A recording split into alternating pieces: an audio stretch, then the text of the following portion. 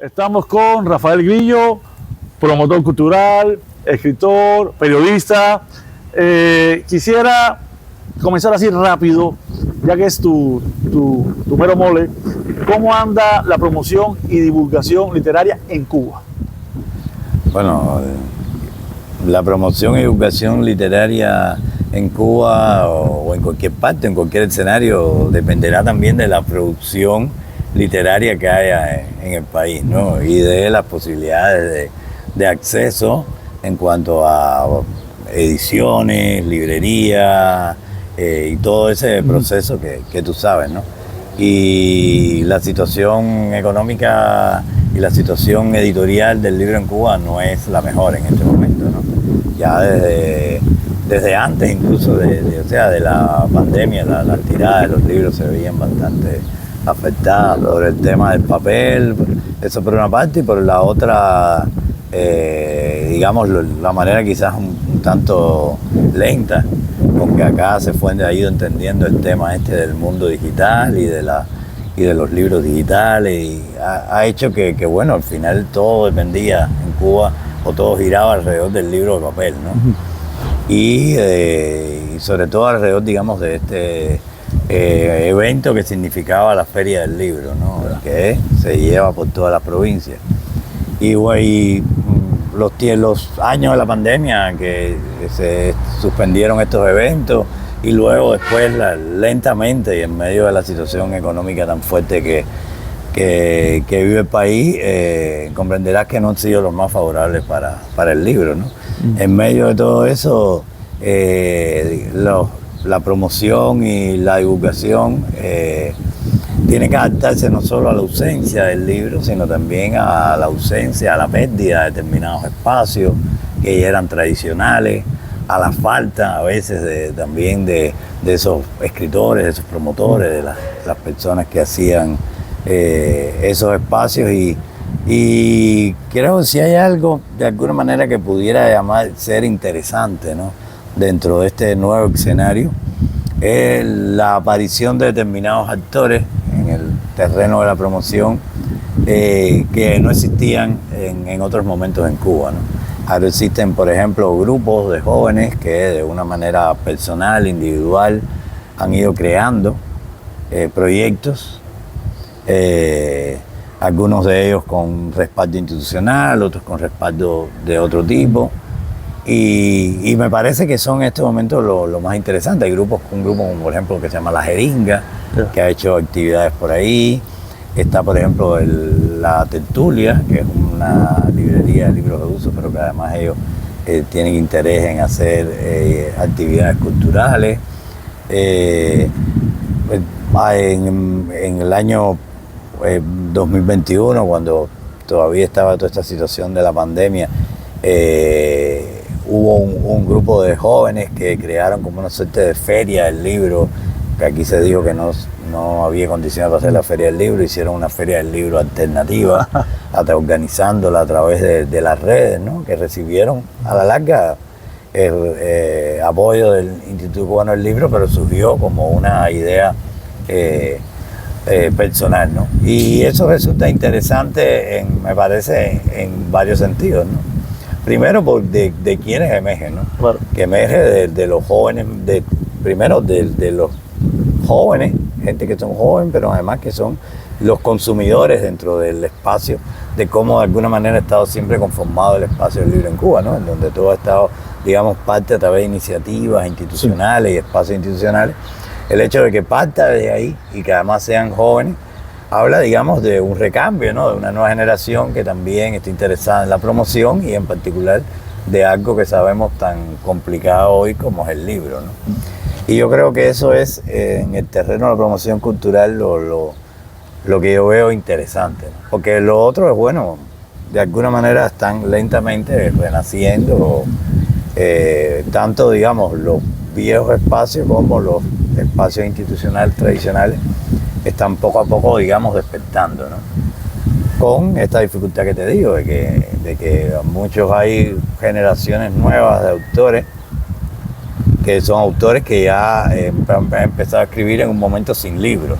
Sí. No es como la generación, digamos, que vivió la primera década, digamos, del siglo, que fue una década, digamos, de alguna manera de florecimiento de la industria editorial cubana. Aparecieron editoriales por toda la isla y los jóvenes encontraron, de alguna manera, esa generación un espacio bastante amplio para publicar, ¿no? Ahora no es el caso. ¿Sabes qué? Hay algo que sin duda le da un espaldarazo a cualquier obra literaria en términos de divulgación, de promoción, y que incluso es más efectiva que las reseñas, vamos, y es la crítica. Normalmente, y quiero preguntarte si eso ha cambiado o qué opinión tienes al respecto, de Cuba se ha señalado que la crítica, cuando no es complaciente, es inexistente. Se usa mucho Grillo, publiqué un libro, escribe algo sobre mi libro, somos amigos, y evidentemente le echas flores al libro, pero es reacia a encontrar una crítica, digamos, no destructiva, pero sí en señalamiento de las cosas negativas de una obra. ¿Qué salud tiene la crítica en la actualidad? Porque al menos hace 15 o 20 años, no, estaba en coma. Bueno, creo que no hace ni 15 días estábamos igual en un debate hablando sobre el tema de la crítica, y bueno, estaba metido últimamente en discusiones que tienen que ver con la crítica literaria, pero también con la crítica cinematográfica, ¿no? Que es otro ámbito en que yo también me muevo. Y te decía, en el año 2007, yo siempre recuerdo que el año 2007, en una edición de Caimán Barbudo, yo escribí un texto que se llamaba Añoranza por la crítica, que era jugando con la añoranza por la conga. Sí, claro. ¿No? Era un artículo satírico, ¿no? Y que estaba hablando, bueno, de estas mismas cosas, ¿no?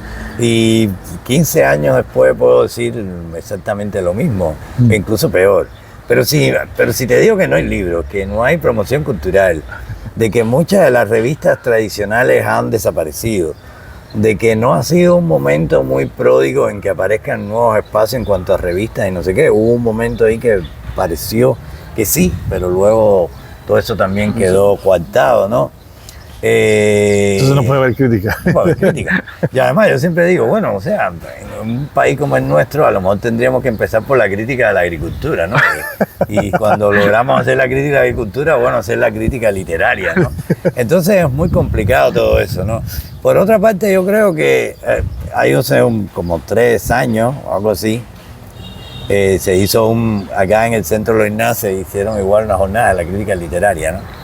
Y yo estaba en uno de los paneles, ¿no? Y cuando me tocó hablar, le dije, bueno, a lo mejor yo creo que en este momento lo que nos harían falta serían más booktubers que críticos literarios, porque hay que también pensar en el nuevo escenario o el nuevo ecosistema del libro, donde vive, en términos, digamos, todos estos espacios, digamos, de mediación que tienen hoy con los públicos, porque todo eso ha cambiado. O sea, ya la idea esa del crítico literario tradicional, como el mediador per se que existía entre el libro y los públicos, eso ya hoy ha cambiado muchísimo. Y hoy vale más un like en Facebook y que un booktuber o un influencer, aunque este influencer sepamos después que a lo mejor ni ha leído el libro, pero que el influencer salga con tu libro en la mano, va a apoyar mucho más la venta de tu libro que Rafael Grillo, que lleva 30 años escribiendo de literatura en una revista, para que su libro se venda, ¿no? Entonces, el escenario, el contexto es nuevo, y yo lo que pienso que hay que mirarlo en muchos sentidos. Y uno de los sentidos en que hay que mirarlo es también la propia crítica literaria, o sea, este propio escenario de los críticos, repensar el oficio de la crítica y cómo son capaces de adaptarlo a esas nuevas circunstancias, tratando, por supuesto, de mantener, digamos, un lugar de excepción o de privilegio en cuanto a la calidad de tu palabra y la calidad de lo que tú estás promoviendo, pero también en un lenguaje y en unos formatos que sean los que hoy te permiten estar en contacto con esos públicos que son, en definitiva, los nuevos lectores que tú tienes que atraer. Porque hay una cosa que tenemos que tener claro, o sea, hay unas generaciones que crecieron en el entorno del libro, en otros que están acostumbrados, digamos, a estos espacios tradicionales de buscar el crítico, las revistas, etcétera, etcétera, que esos en definitiva, tú no tienes que convencerlos, ¿no? Eso tú no tienes, o sea, tú tienes que tratar de luchar porque la lectura sobreviva y que sobreviva. Yo siempre digo que a mí no me interesa defender la crítica literaria. A mí no me interesa ni siquiera defender a los libros y la literatura en sí misma. O sea, yo lo que para que esta literatura que se haga, que se va a seguir haciendo, tenga un receptor, a quien que la consuma, yo lo que tengo que tratar de luchar es por la lectura en sí mismo. Por tanto, tengo que irme a lo primigenio. Yo tengo que salvar al lector. Y si yo tengo que salvar al lector, yo tengo que buscar las vías de acercarme al lector y a quién es el nuevo lector que existe hoy. Yo creo que eso es un ejercicio que tenemos que hacer primero, antes que cuestionarnos sobre si la crítica literaria se hace hoy entre amigos, entre enemigos, si está bien o mal, porque al final hablar bien de un libro o mal de un libro ambas maneras son maneras de promover un libro. ¿Ya? Sí, por supuesto. ¿Entiendes? Lo que si tú puedes olvidar totalmente un mal libro y te dedicas a hablar del bueno, y ese es el que la gente en definitiva oye hablar, bueno, pues ya estás haciendo ya. Hay un tema que yo siempre me gusta en este tema de la crítica dejar muy claro, y es que la crítica puede ser de interés para tres grupos humanos. Es de interés para los propios escritores, porque esa crítica no solo te puede ayudar en términos comerciales, económicos, a vender tu libro, pero también a mejorar o no tu literatura. La crítica le puede importar a los propios críticos, a los propios académicos e historiadores de la literatura que están construyendo, digamos, un canon y están construyendo una historia de lo que es la literatura que se está haciendo ahora y la que se ha hecho, y los lectores. Es muy curioso que los escritores, cuando empiezan a hablar de este tema de la crítica, empiezan a pensar que si la crítica la hizo un amigo, si la hizo no sé qué, o sea, es como están pensando solamente en la crítica para ellos, ¿entiendes? Cuando a lo mejor tú debías pensar en la importancia que tiene la crítica, a lo mejor, digamos, para los lectores, ¿entiendes? ¿Qué función tiene y qué puede jugar para los lectores? Entonces uno tiene siempre que cuando uno piensa este tema de la crítica, pensarlo entre estos tres receptores de la crítica. Cualquier otra visión es una visión reduccionista, o sea, cualquier otra discusión que es una visión que está viendo en la parte del asunto. Entonces yo siempre trato de verla en estos tres espacios. Okay. Ahora hablabas justamente de estas nuevas plataformas, nuevo contexto, nuevo modo, digamos, de consumir el libro, pero también de crear la promoción, la divulgación literaria. Y no es por echarte flores en vano, pero sin duda Ilíada, si no es el más popular, es de los sitios más populares que hay y de los más completos en términos de literatura cubana contemporánea. Eso es sin duda. No voy a decir que es el más porque no los conozco todos, pero aquí la cuestión es, porque sé que eso es tu niño mimado, ¿a qué le atribuyes ese éxito? ¿Por qué Ilíada sí funciona bien y hay otros sitios web que sencillamente no tienen la aceptación, no tienen el público, digamos, público masivo, en el caso de Ilíada se puede decir, que tiene tu sitio web? Bueno, lo primero es el momento. Yo creo que el momento en que apareció Ilíada fue un momento muy importante, era un momento en que realmente había una... ¿Cuántos años hace, disculpa? 2011, ya 12 años. 12 años. Te decía, lo primero fue el momento, o sea, el momento en que aparece Ilíada, que era un momento en el cual había todavía mucha ceguera, ¿no? Mucha incomprensión acerca de la importancia de estos espacios digitales de internet para la promoción de literatura, ¿no?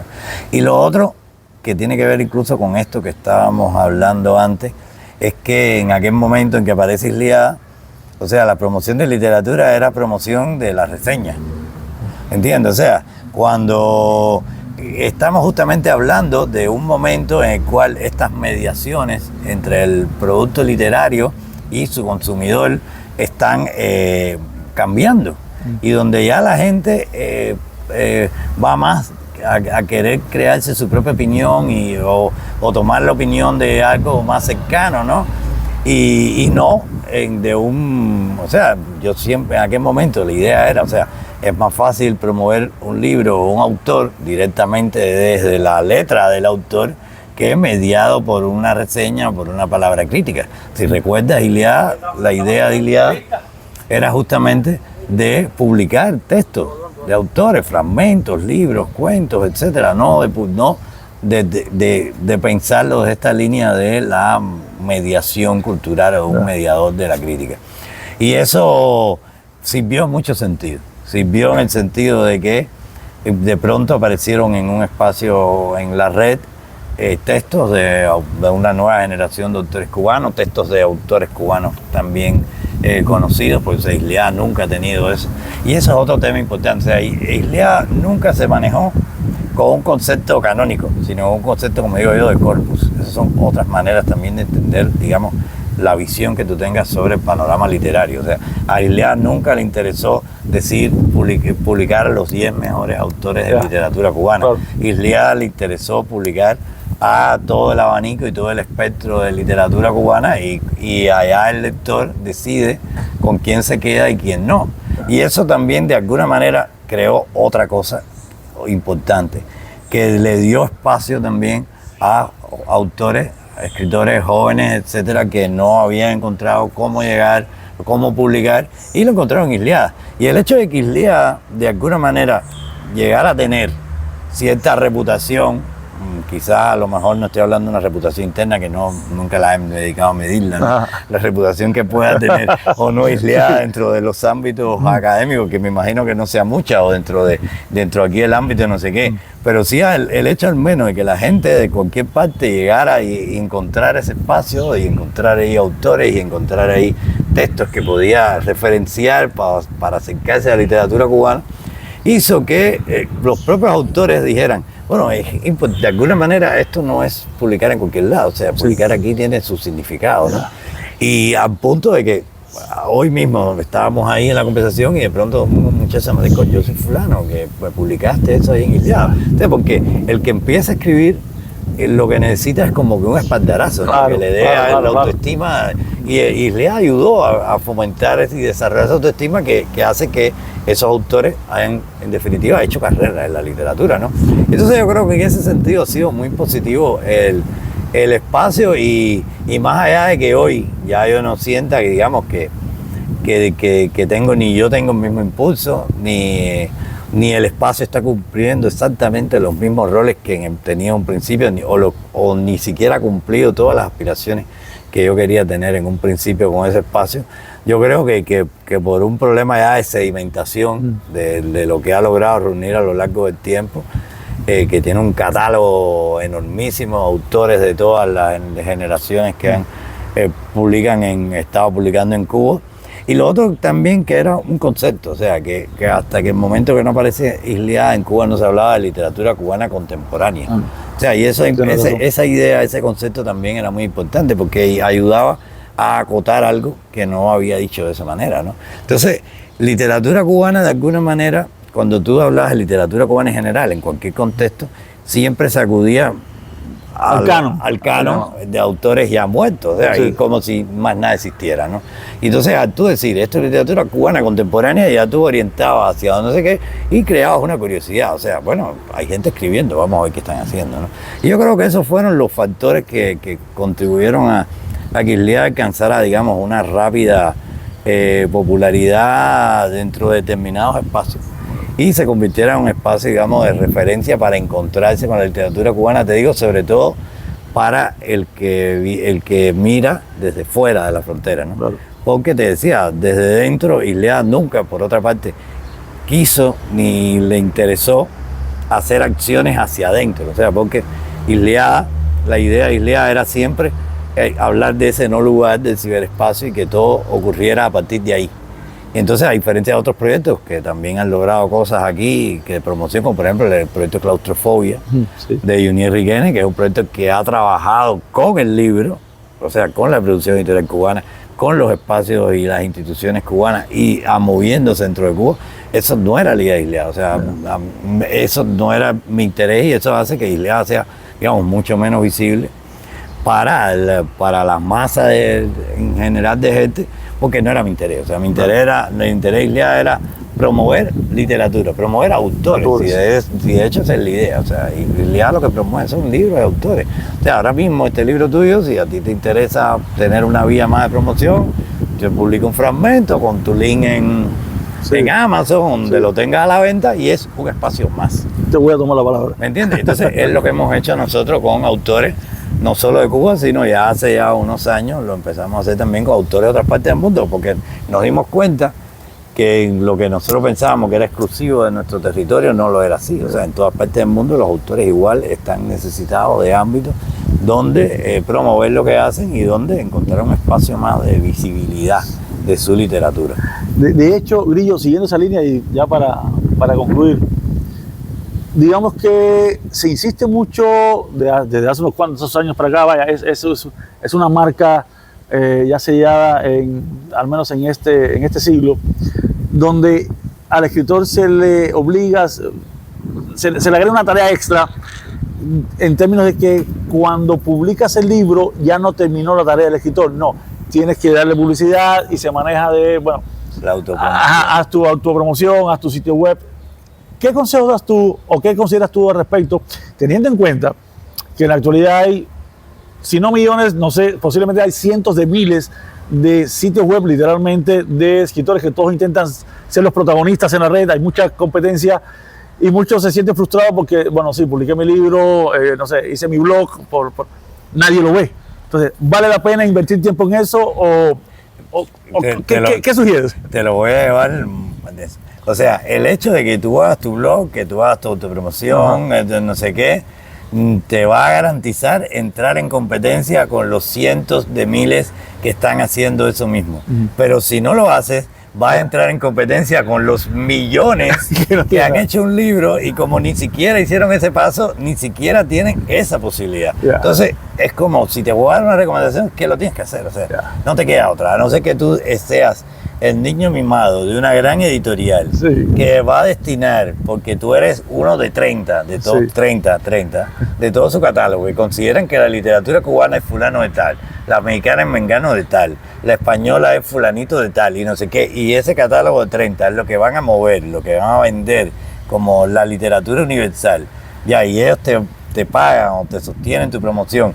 Si no eres parte de esos 30, mira, pues haz tu blog, haz tu Instagram, haz tu Facebook y hazlo tú. Y si tienes un poquito de dinero para pagarle a un comunicador social, un Instagramer, a alguien que te lo va a hacer y tienes algo, hazlo para quitártelo tú arriba, ¿entiendes? Pero si no, hazlo tú, porque si no, no vas a hacer nada. Y te lo digo, es literalmente así. O sea, incluso puede que a lo mejor no logres vender mucho más libros que el otro, ¿entiendes? Pero de todas maneras vas a ubicarte, o sea, vas a ubicar tu nombre, te vas a ubicar a ti mismo, porque hay otra cosa que hay que tener en cuenta.